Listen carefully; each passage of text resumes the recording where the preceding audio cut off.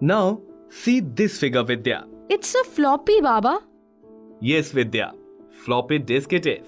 Alternatively referred to as a floppy or a floppy diskette, was first created in 1967 by IBM as an alternative to buying hard drives that were extremely expensive at the time.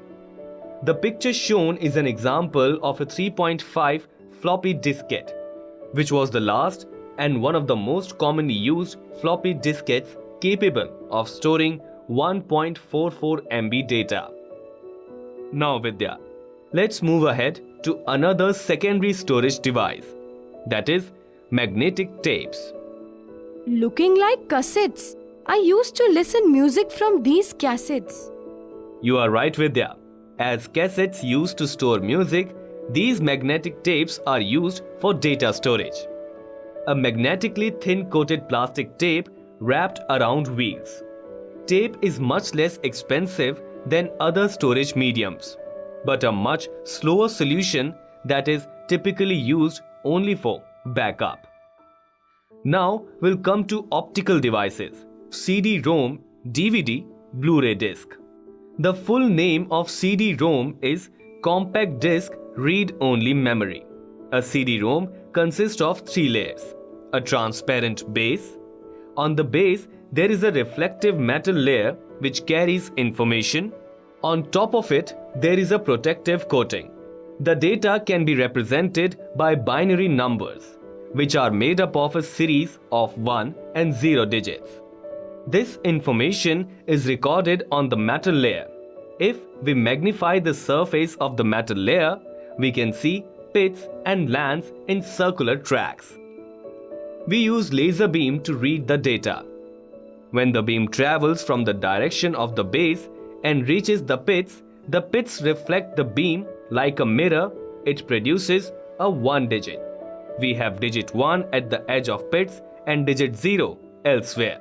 This is the basic mechanism of information storage and retrieval using CD-ROMs. Next one is DVD, Digital Versatile Disc. DVD works on the same principle as CD. Only difference, the pits are smaller, resulting in more number of pits in the same area and hence more data.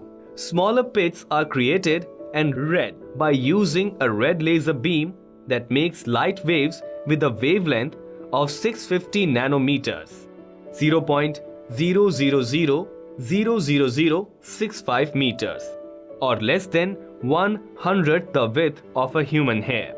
Whereas a CD player uses infrared light with a wavelength of 780 nanometers, which is why DVDs can store more than CDs.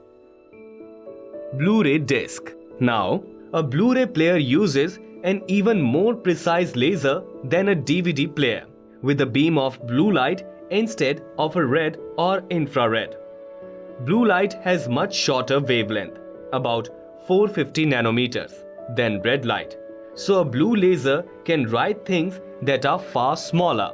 That means Blu-ray disc can store much more data in the same area. So you may store movies in a much higher quality format, known as high definition. Store much longer movies on a single disc, or just store more data altogether. If you can fit 4 half-hour episodes on a DVD, you can fit 24 of them on a Blu-ray disc.